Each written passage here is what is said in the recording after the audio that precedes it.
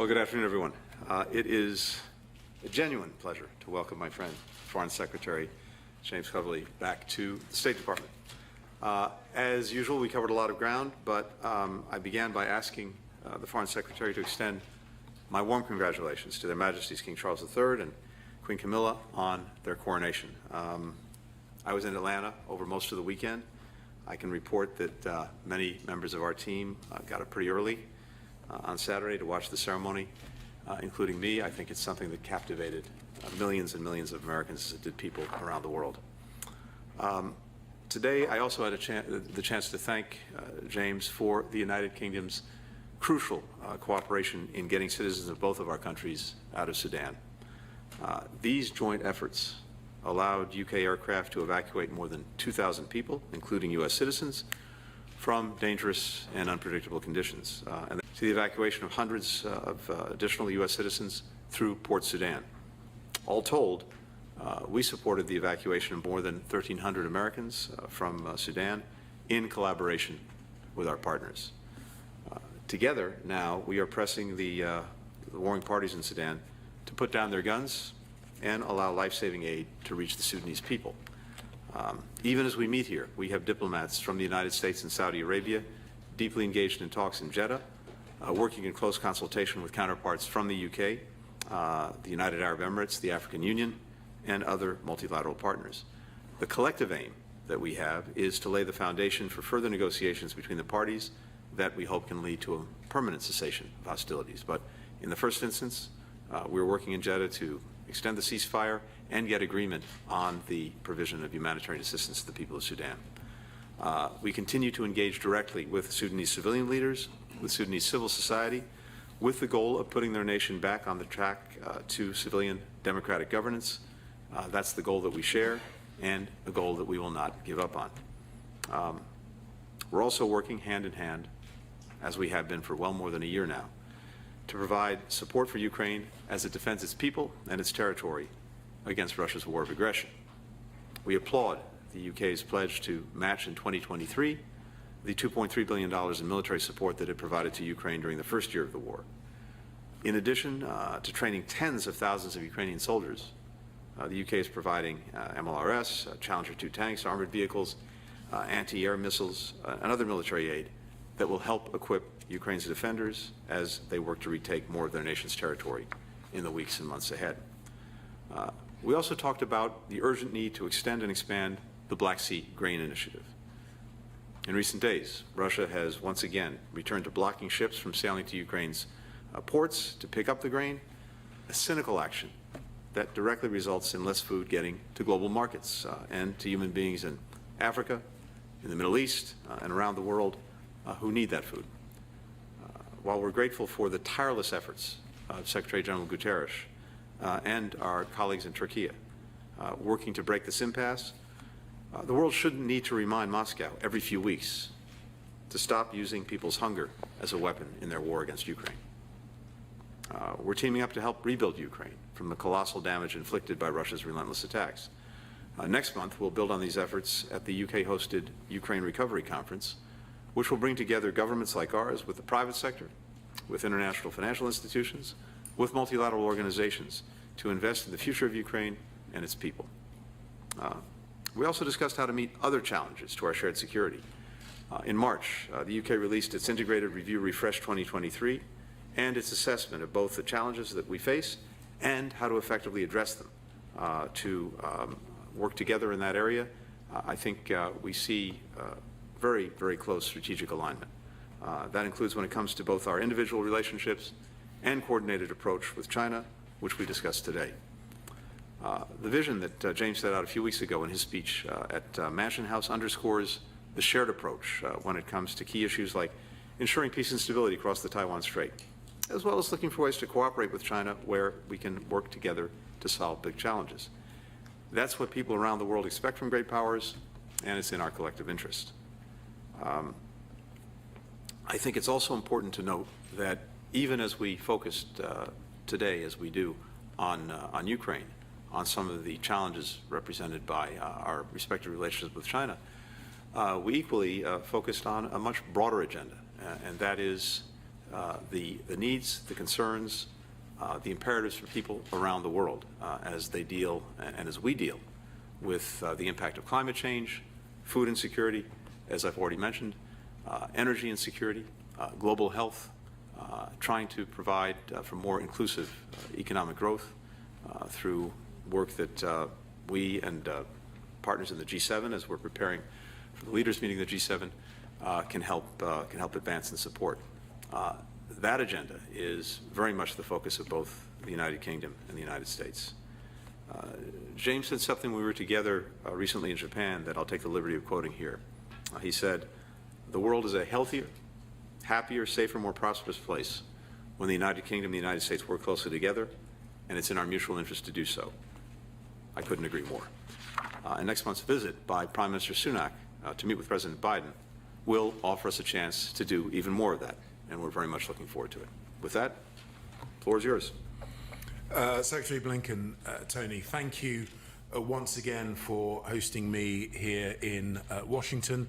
It's always a pleasure to speak with you, to discuss the areas of bilateral interest, as well as the issues which affect the whole world.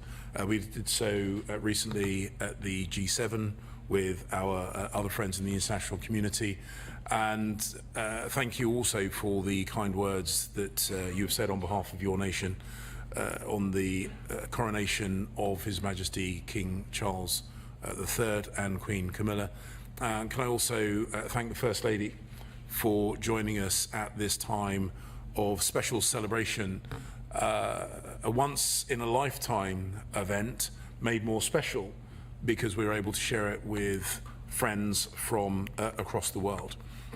Can I also put on record our thanks to the United States of America, and indeed you personally, for the huge amount of effort that you have invested in seeking peace in Sudan. It was a situation which unfolded whilst we were meeting at the G7 in Japan, and I commend the effort that you personally put in engaging with the generals, with the leadership of the warring factions to try and bring initially a ceasefire, and then your ongoing work, the ongoing work of the United States of America in trying to broker a sustainable peace. It should remind everybody that whilst we are, of course, working on the support that we give to Ukraine in their self-defense, and I'll touch upon that again in a moment, we are not distracted from the pressing issues of the day, and we deal with them effectively, we deal with them collaboratively, and we're able to do so because of the very strong bilateral relationship that our two countries enjoy, a relationship which is invested in regularly by the visits that we make over here. And as you say, I know the Prime Minister is very much looking forward to meeting with President Biden when he comes across next month. But also, we are very grateful to the President for his recent visit to the United Kingdom to celebrate the 25th anniversary of the Good Friday Agreement, a topic which I know is of great interest and passion to him, and we value your country's engagement on that issue. We remain committed to building peace and prosperity around the world, just as we are attempting to do in Sudan, and we continue to work towards that goal in Ukraine. Every time I come to the United States, I make a point of thanking your nation for the scale of support that you have given to Ukraine. You are the largest donor, both in military and economic terms, and I know that your support is incredibly important in their ability to defend themselves against this unprovoked attack from Russia. We, of course, spoke at length about the nature of that support, about the next few months, and the importance to not only look at the context through the prism of the conflict, but also to focus on the future rebuilding work that will inevitably be needed. We are very pleased, the UK is very pleased to host on behalf of Ukraine, the Ukraine Recovery Conference, where we will seek to build a coalition that will enable Ukraine to rebuild its country after this conflict has been concluded, after they regain their country back. And we value the United States of America's coordinating role in ensuring that the private sector as well as the public sector is heavily involved in that reconstruction. From the UK's point of view, we'll of course also continue to provide financial and military aid. We intend to give the Ukrainians the tools they need to successfully defend themselves against the invasion. But just as we did with Sudan, we remain focused on the needs of some of the poorest people in the world. And I echo your comments on the Black Sea Grain Initiative. It is completely wrong that Russia uses the hunger of some of the poorest people in the world to pursue leverage during this conflict. They should re-sign the Black Sea Grain Initiative and do so immediately. They should unlock the supply of food to go to those people around the world who need it most, and it is perverse that they are using hunger in the developing world as leverage in their conflict in Ukraine. We did, of course, also have the opportunity to speak about issues on a broader context, and of course how we recognize the role that China has in world affairs, and how we respond to China's action will of course be an ongoing part of our bilateral discussions. I recently gave a major speech on the UK's posture towards China, which was derived from our recent integrated review refresh. We made the point that we need to defend ourselves as nations. The UK is doing this, as indeed the United States of America is, against inappropriate activities by China. We also need to make sure that we build alliances and strengthen the pre-existing alliances that we have, as I'm doing today with the United States of America, but also with our friends in the Indo-Pacific region. And we have to engage with China directly, robustly, regularly, to seek to influence the decisions that are made in Beijing, and do so in a way that benefits the whole world, whether that be on the maintenance of peace across the Taiwan Strait, which of course is something which affects all of us, irrespective of where we are in the world, to issues such as climate change, pandemic prevention and response. And that, of course, brings us full circle to our bilateral relations with the United States of America. We have been close defense partners, we are intelligence sharing partners, and of course we have strong economic ties. And we will seek to find opportunities where the UK can be a strong economic partner to the United States of America, as well as being a strong defensive partner as well. It is, and thank you for reminding me of that quote, I do happen to be rather proud of it.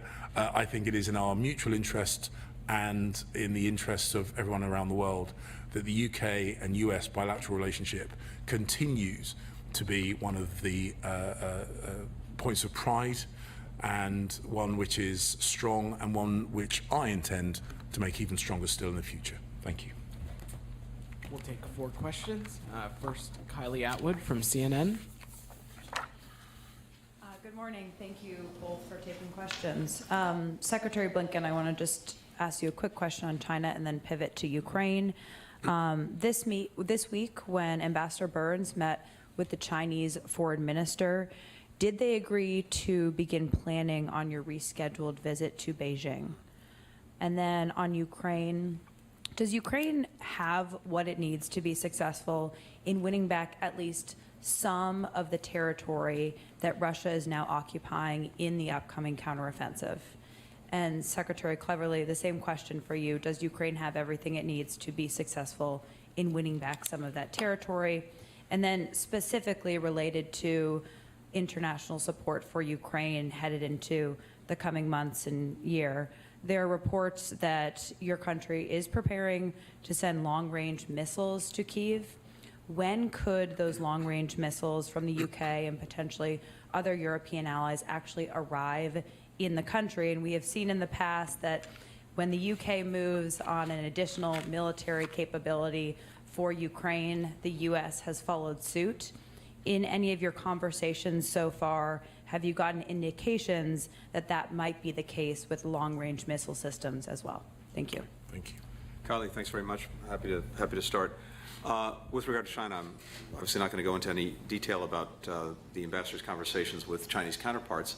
What I can say is this: what we have communicated to our colleagues in the government in Beijing is the importance, from our perspective, in engagement, precisely because we have a deeply complicated and also consequential relationship that is important to people in the United States and China, but beyond that, around the world, that our two presidents agreed when they met in Bali at the end of last year that it would be important to establish and strengthen our lines of communication, and that we believe that that's in our interests and also something that the rest of the world expects us to do, because there's an expectation that we will responsibly manage the relationship. And precisely because we have profound differences, as well as, I believe, some responsibility not only to manage those differences so that the competition that we have doesn't veer into conflict, but also the potential where it's in our mutual interest and where it answers needs that the world has as well, to find areas of cooperation, that engagement's the way that we try to pursue both of those responsibilities.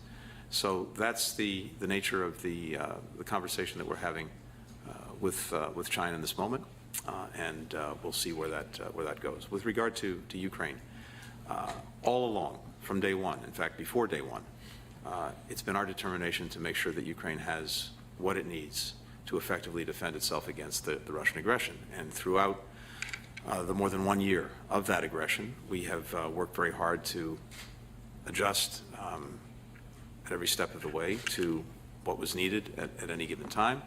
And right now, of course, the focus is on the Ukrainian efforts that we anticipate to try to retake more of the territory that's been seized from Ukraine by Russia over the last 14 plus months.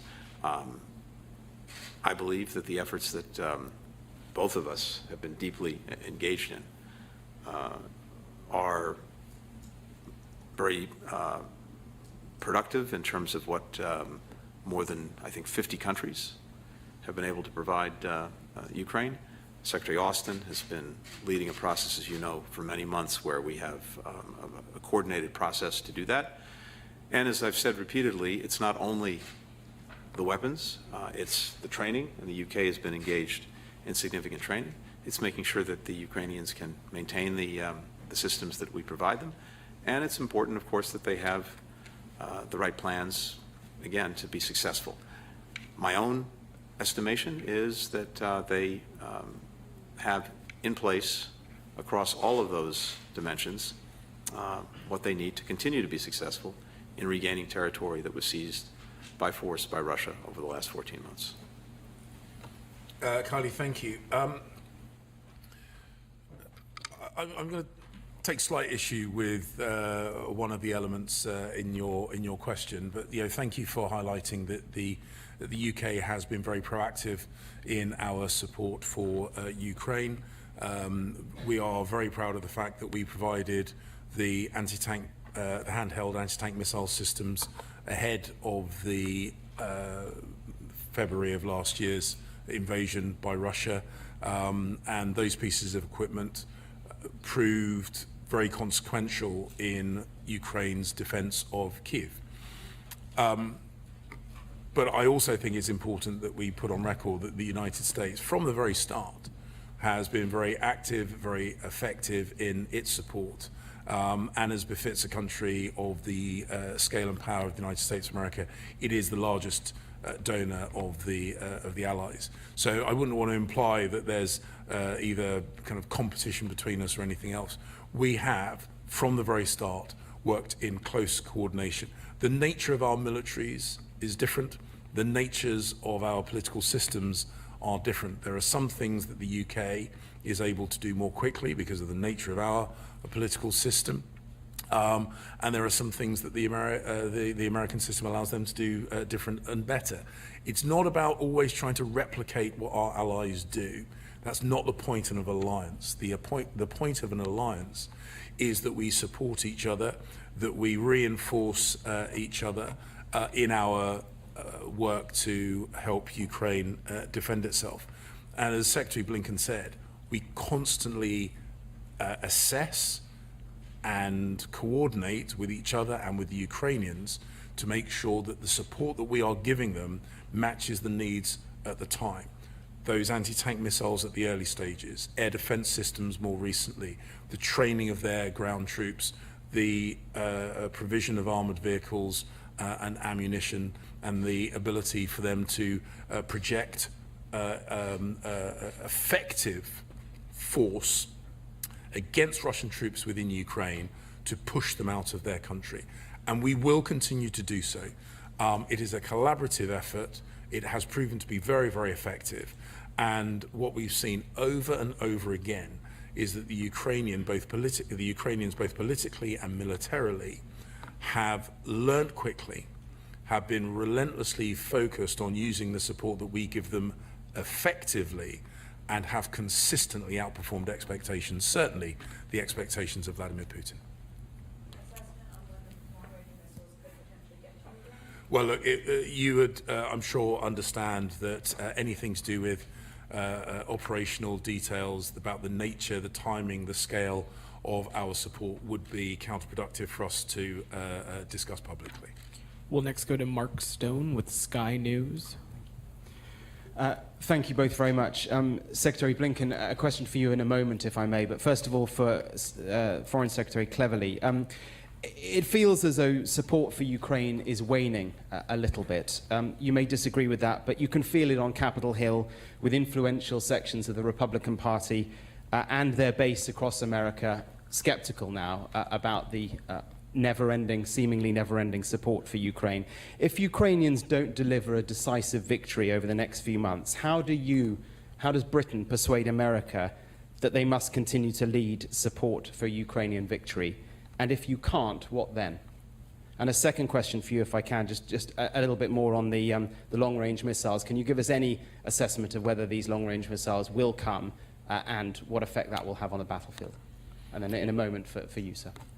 Well, look, I've said this. Why don't you put your question on record? Okay, sorry, I will. Yeah, of course. Secretary Blinken, I want to focus with you on American priorities, if I may. Since the war started, there have been nearly 9,000 civilian casualties in Ukraine, according to the UN. In America this year, in the past 5 months, 15,000 people have died from gun violence. 70,000 people died last year from opioid overdoses, many of those drugs coming from China.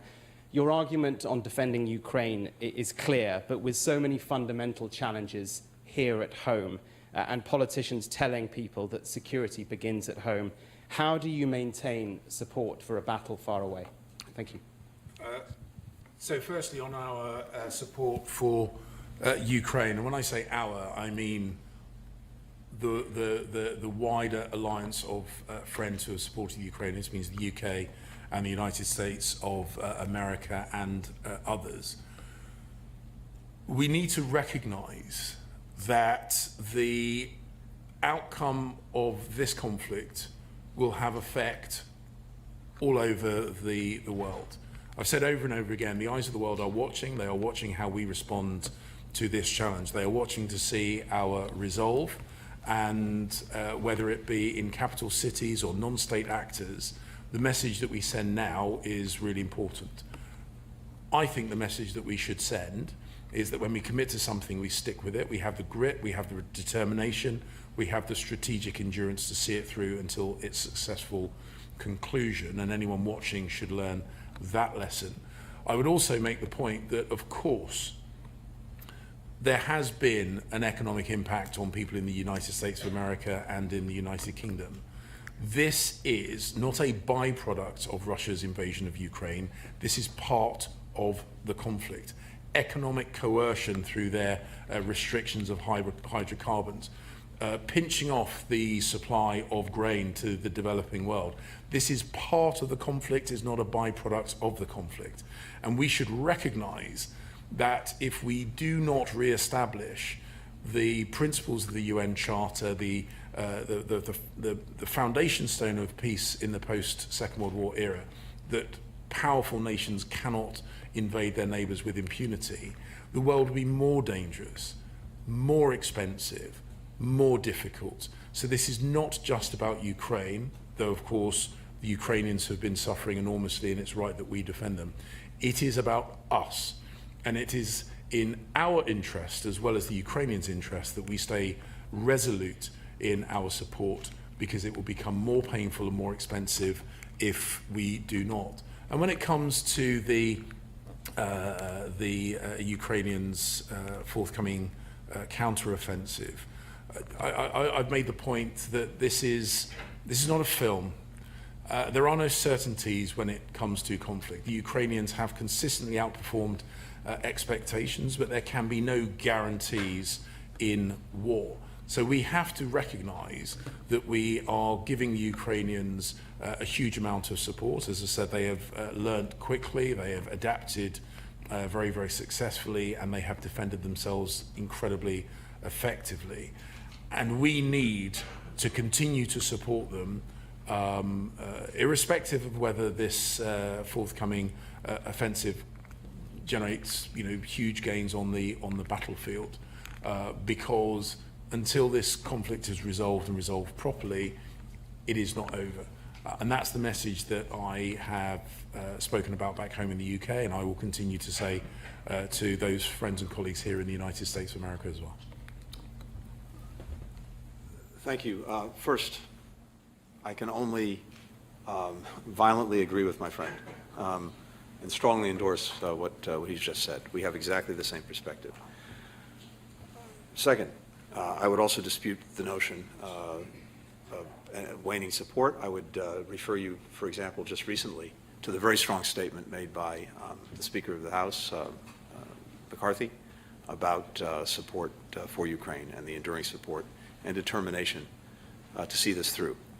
But stepping back, there is not a zero-sum choice between some of the work that we're doing around the world and the work that we're doing at home. In fact, to the contrary, they're directly linked and they're mutually reinforcing. We've spent the last couple of years making historic investments in ourselves, infrastructure, our technological edge when it comes to semiconductors, making sure that the United States would continue to lead when it comes to dealing with climate change and producing the technology of the future, green technology for green economies. At the same time, working closely with our partners, we've revitalized, re-engaged our alliances, our partnerships. We built new ones. The net result is that we are stronger at home, and our standing around the world is at, I think, the highest level that I've seen in recent years. And of course, we are, I was going to say walking and chewing gum, running and chewing gum at the same time, even as we are engaged in helping Ukraine defend itself against this Russian aggression for all the reasons the Foreign Secretary laid out. And as he said earlier, we are equally focused on a very broad global agenda that addresses the needs and concerns of people around the world as well as our own citizens.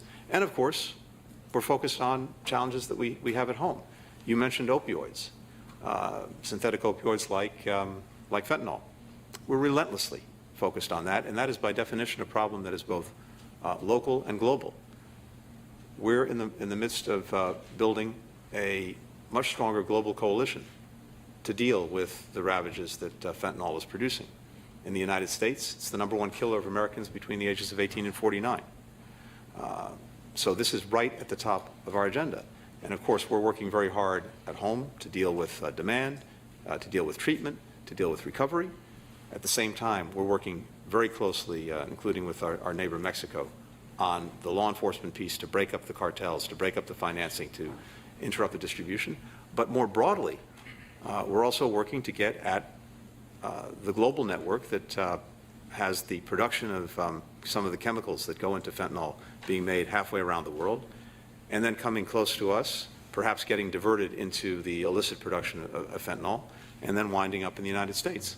That's exactly what the coalition that we're building, and more on that in the coming weeks, will work to address.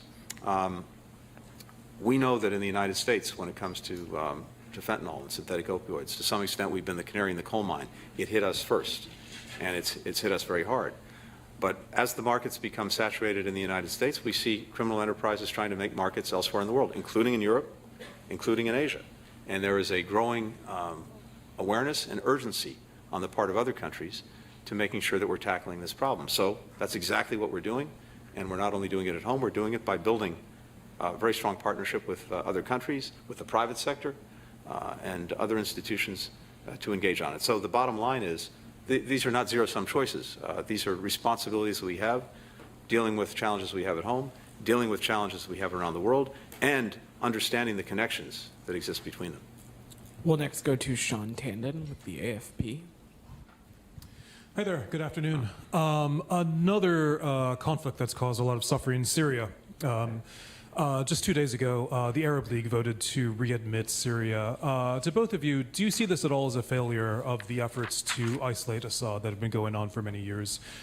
Specifically to Secretary Blinken, across partisan lines in Congress, their calls to continue using the Caesar Act and other authorities to prevent normalization with Assad. Is this still something that can be done, despite the reconciliation by the Arab League and by Turkey, for that matter, with the Assad regime? And to Foreign Secretary Cleverly on that note as well, does the United Kingdom agree with the U.S. approach of no reconstruction aid at this point, as long as Assad is there? Is that the approach that you think is beneficial? And just briefly, if I could ask both of you if you had any thoughts on the events today in Pakistan. Former Prime Minister Khan was arrested. There's some violence. If you have any thoughts on that. Thanks. Okay. Sean, thank you. Let me address Syria first. A few things on that.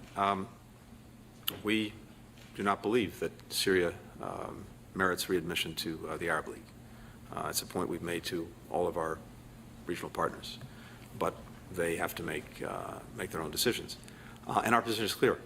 We are not going to be in the business of normalizing relations with Assad and with that regime.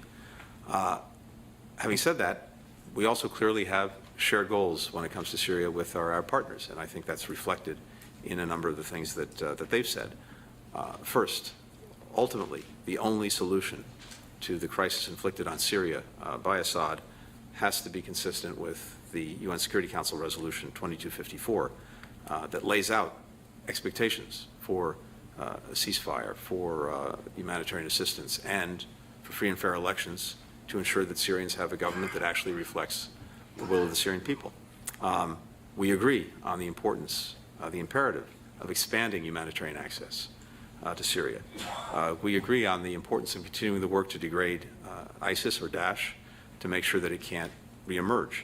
And we agree on the importance of reducing Iran's malign influence and presence in Syria, as well as more broadly in the region. So I think the Arab perspective is articulated through the Arab League is they believe that they can pursue these objectives through more direct engagement. But we may have a different perspective when it comes to that, but the objectives that we have, I think, are the same. So that's where the focus is. I think it's also fair to say that in terms of what's happened over the last few years, what we've set out to do is to work to try to stabilize as best we could from afar the situation, to ensure, as I said, that ISIS cannot reemerge in Syria, to expand humanitarian access. And on those criteria, I think we've actually made some progress. Fewer Syrians have lost their lives in the last few years. It's unfortunately a low bar given the horrors of the last decade, but that is a fact. We've taken ISIS leaders off the battlefield to ensure that, again, that organization couldn't reemerge in the way that it at one point controlled a huge chunk of Syria and used it as a base for potential attacks around the world. And the humanitarian aid has continued to flow. In fact, we've managed to expand it, and we even managed to continue it despite the horrific earthquake in Syria. So I think if you look at those various metrics, we have made some progress, and again, with our Arab partners, even if we disagree on the readmission to the Arab League, the objectives that we have remain the same. And with regard to Pakistan, of course, I've seen the reports that you've alluded to, and we just want to make sure that whatever happens in Pakistan is consistent with the rule of law, with the Constitution. Sean, yes. Again, this is an occasion where the UK and the US share very, very similar views. I had a number of conversations with our interlocutors in the region ahead of the formal announcement of Syria's readmission. I say to you now what I said to our friends in the region, that the UK is very uncomfortable with Syria's readmission to the Arab League, but as Secretary Blinken said, ultimately it is a decision for the membership of the Arab League. The point that I have made is that there needs to be conditionality if they choose to take this course of action. Have they done it? As they have done, it needs to be conditional on some fundamental changes of behaviour from Damascus and from the Assad regime. The protection of Syrians, if they choose to go back to Syria from the refugee camps in the region, needs to be assured. The Security Council Resolution 2254 needs to be at the heart of any engagement with Syria, and we cannot just wish away the actions of the Assad regime over the last few years. The brutality against Syrian people cannot just be ignored, and the UK certainly won't brush that under the carpet. But we do recognise that there is a huge amount of pressure on countries in the region. They seek to alleviate that pressure through engagement with the Assad government or the Assad regime in Damascus. And as I say, if they are going to do that, then my strong view is that they should make sure that any steps that they take are more than matched by fundamental changes in behaviour from the Assad regime, and commitments that are then adhered to in line with 2254. Again, with regard to Pakistan, I've seen the headlines. I've not yet had the opportunity to be briefed in detail. The UK has a long-standing and close relationship with Pakistan. We are Commonwealth partners. We want to see peaceful democracy in that country. We want to see the rule of law adhered to. I'm uncomfortable to speculate any further without having a detailed briefing on that. We'll final question go to Nick Allen of The Telegraph. Thank you. If I could turn to trade, please. Secretary Blinken, how do you address concerns on the other side of the Atlantic about the Inflation Reduction Act? What do you say to allies who might feel it's protectionist at their expense?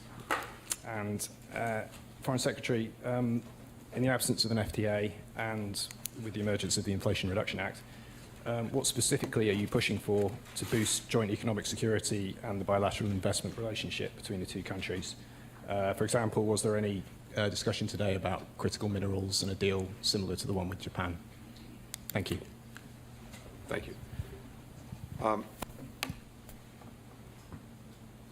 think, as we've said over these last months, our primary focus with the Inflation Reduction Act was making sure that we're making the appropriate investments in ourselves to make sure that we can deliver when it comes to continuing to produce the technologies that are necessary both for dealing with the climate crisis and that are going to be, I think, central to 21st century economies. And that's what the Act is all about. This is a historic commitment to dealing with climate, and also a historic commitment to making sure that our economy is producing the very things that will be front and center for economies around the world over the next decades. But as we've also said very clearly, the intent is broader than that in terms of making sure that collectively, with countries around the world that have a similar approach and are of similar mind, that we're working together to build the strongest possible collective infrastructure, supply chains, ecosystem to produce those technologies. And we've also worked to make sure that to the extent there were any unintended consequences coming from the act that we've addressed those. And that's what we've been working to do, I think, successfully over the recent months. This is not at all a zero sum. On the contrary, I think it offers the prospects for a collective race to the top, not a race to the bottom when it comes to both addressing the climate crisis and making sure that our economies are producing the very technologies that are going to be front and center in the 21st century global economy, and making sure that our countries collectively are doing that, and that we are producing the strongest possible diversified and resilient supply chains. All of these things are connected. I think there are profound benefits in the IRA for many of our partners around the world, because again, we will be increasingly joined in a supply chain that we've been working to build. So I suspect that when the Prime Minister is here, we'll continue that conversation. As the Foreign Secretary said, we continue to look at ways to strengthen and deepen what is already an extraordinarily strong economic partnership between our countries. Nick, I know FTAs are often used as a shorthand for closer economic partnerships. We are not prioritizing an FTA with the United States of America because there are many areas where we can work more closely, more collaboratively, have real economic coordination that does not require the traditional kind of tariff-reducing elements of an FTA. One of the advantages of being able to speak directly and regularly is the ability to coordinate and make sure that the completely understandable and correct desire of every government to make sure that it protects itself against future economic coercion, for example, that it protects itself against pinch points of critical elements of its supply chain. And that is right and proper that governments seek to do that. But in doing so, also seeks the opportunity to work closely with like-minded friends and economic allies, in the same way that we are amongst the strongest defensive allies in the world as two member states of NATO. We are intelligence sharing partners through the Five Eyes intelligence sharing relationship.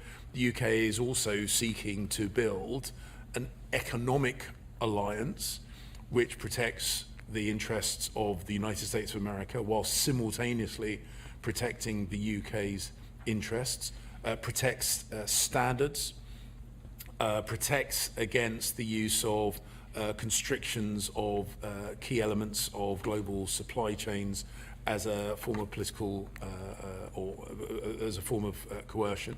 And all these things are best done in close coordination, which is why whether it's in Japan or in London or in Washington or anywhere else, we always take the opportunity to discuss, as we do, the situation in Ukraine, those other immediate pressing issues, but also some of the long-term ways that we can work more collaboratively to protect those things that Tony quoted that I've said in the past, the things that make us healthier and wealthier, more prosperous and safer. And I have no doubt that when my Prime Minister comes to the United States next month, that'll be very much on the agenda that he discusses with President Biden. Thank you, Your Excellencies. Thank you. Thank you. You count on the graduate